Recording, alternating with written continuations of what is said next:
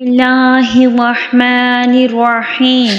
ناظرین، جب عزیز مصر یعنی یوسف علیہ السلام نے اپنے بھائی بنیامین علیہ السلام کو مصر میں ہی روک لیا اور انہیں واپس کنعان جانے نہ دیا تو یہ خبر سن کر حضرت یعقوب علیہ السلام بہت رنجیدہ ہو گئے اور آپ نے عزیز مصر یعنی یوسف علیہ السلام کے نام ایک خط لکھا جو کہ کچھ یوں تھا: اسحاق بن یعقوب، اسحاق بن ابراہیم علیہ السلام کی طرف سے عزیز مصر کے نام خط۔ اما بعد، ہمارا خاندان بلاؤں اور آزمائشوں کے نام سے مشہور ہے۔ میرے دادا یعنی ابراہیم علیہ السلام کا آتش نمرود میں امتحان لیا گیا اور پھر اس کے بعد میرے بابا اسحاق علیہ السلام کا بھی سخت امتحان لیا گیا۔ پھر میرے لڑکے کے ذریعے میرا بھی امتحان لیا گیا جو کہ مجھے سب سے زیادہ محبوب تھا، اور اس کے بعد اس کا چھوٹا بھائی تکلیف میں میرے لیے تسلی کا باعث تھا جس کو آپ نے چوری کے الزام میں گرفتار کر لیا۔ ہم اولاد انبیاء ہیں، نہ ہم نے کبھی چوری کی، نہ ہمارے اولاد میں کوئی چور پیدا ہوا۔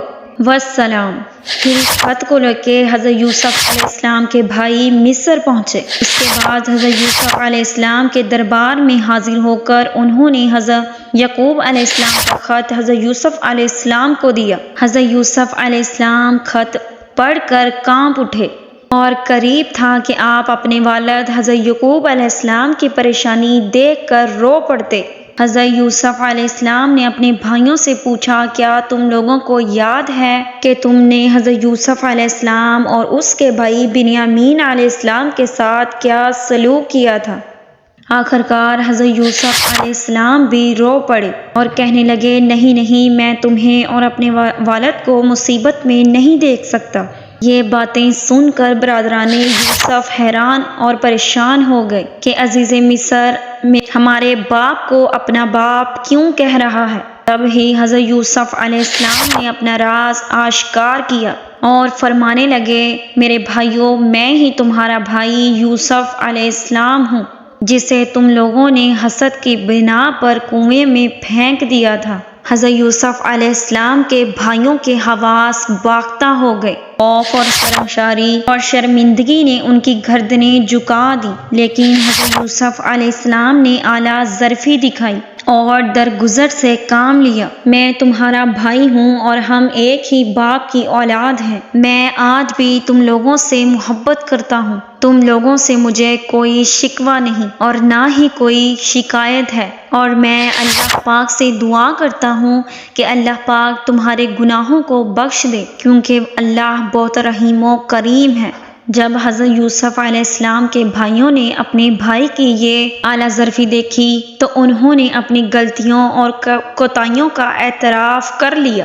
حضرت یوسف علیہ السلام نے بھی پیغمبرانہ طرز پر انہیں معاف فرما دیا۔ پھر حضرت یوسف علیہ السلام نے اپنا کرتا اپنے بھائیوں کو دیتے ہوئے فرمایا، میرا یہ کرتا لے جاؤ اور حضرت یعقوب علیہ السلام یعنی میرے ابا جان کے چہرے پر ڈال دینا تو ان کی آنکھوں میں روشنی واپس آ جائے گی۔ پھر تم سب گھر والوں کو لے کر مصر چلے آؤ۔ بڑا بھائی کہنے لگا، یہ کرتا میں لے کر جاؤں گا، کیونکہ میں نے ہی حضرت یوسف علیہ السلام کا کرتا بکری کے خون سے رنگ کر ابا جان کے پاس لایا تھا، اور یہ کہہ کر ابا جان کو غمگین کر دیا تھا کہ یوسف علیہ السلام کو بھیڑیے نے کھا لیا ہے۔ میں نے ہی انہیں غمگین کیا تھا، اور آج ہی میں حضرت یوسف علیہ السلام کی خوشی رنجی بھی میں ہی سناؤں گا، اور میں ابا جان کو خوش کرنا چاہتا ہوں۔ یہودا اس کرتے کو لے کر 80 کوس دور ننگے سر دوڑتا رہا۔ راستے میں خوراک کے لیے اس کے پاس صرف 10 روٹیاں تھیں، لیکن خوشی اور مسرت کا یہ عالم تھا کہ بھوک ساری ختم ہو گئی۔ یہودا جیسے ہی کرتا لے کر کنعان کی سرحدوں پر پہنچا تو ایک معجزہ پیش آیا۔ ابھی یہودا حضرت یعقوب علیہ السلام سے کئی دور فاصلے پر تھا کہ اللہ کے پیغمبر حضرت یعقوب علیہ السلام کو دور سے ہی حضرت یوسف علیہ السلام کی خوشبو آنے لگی اور فرمانے لگے، اے میرے گھر والوں کہ اگر تم لوگ یہ نہ کہو کہ بڑھاپے میں میری عقل ماری گئی ہے تو میں یقین کے ساتھ کہتا ہوں کہ مجھے یوسف کی خوشبو آ رہی ہے، وہ میرے بہت ہی قریب آ رہا ہے۔ اور سب لوگ کہنے لگے، واللہ آپ ابھی بھی حضرت یوسف علیہ السلام کے غم میں مبتلا ہیں، اتنا عرصہ گزر گیا لیکن ابھی بھی یوسف علیہ السلام کا کوئی بھی نام و نشان باقی نہیں رہا، اور ایک آپ ہیں کہ حضرت یوسف علیہ السلام کی باتیں کرتے ہی نہیں تھکتے۔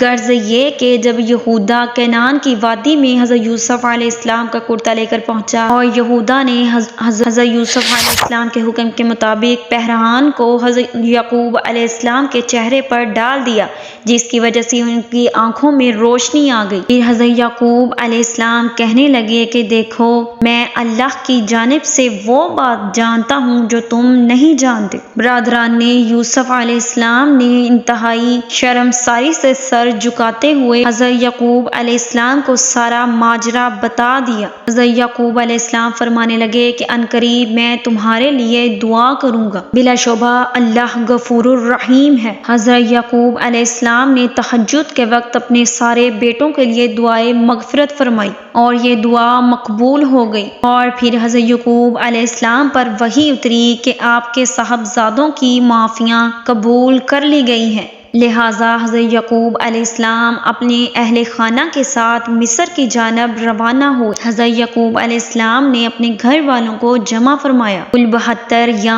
73 آدمی تھے جن کو ساتھ لے کر وہ مصر کے لیے روانہ ہوئے۔ جب حضرت یعقوب علیہ السلام مصر میں پہنچے تو حضرت یوسف علیہ السلام کو خبر ہوئی کہ ان کے والد اور پورا خاندان مصر کے شہر کے بہت قریب پہنچ چکے ہیں۔ حضرت یعقوب علیہ السلام فوراً استقبال کے لیے باہر نکلے۔ جب دونوں باپ بیٹا نے مدت دراز کے بعد ایک دوسرے کو دیکھا تو محبت نے جوش مارا۔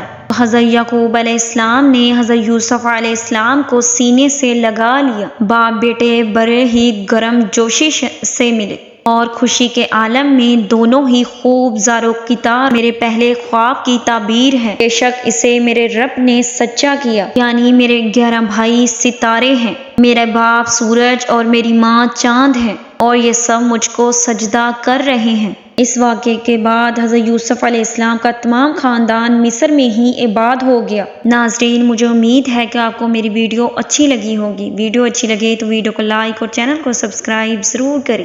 جزاک اللہ خیرہ۔